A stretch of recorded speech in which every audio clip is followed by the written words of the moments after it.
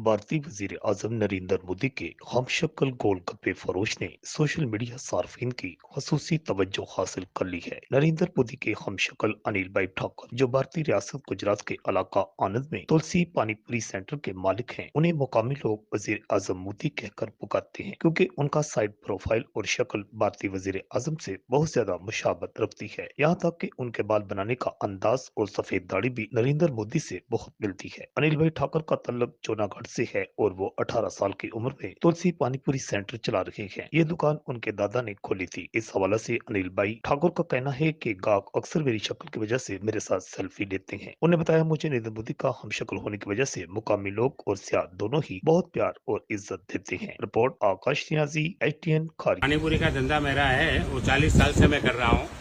पहले ठेले में ही चला रहा था। ठेले में से धीरे धीरे करते मैंने अपने बच्चों की पढ़ाई में ध्यान दी है। मैं 2 लड़की और एक लड़का है।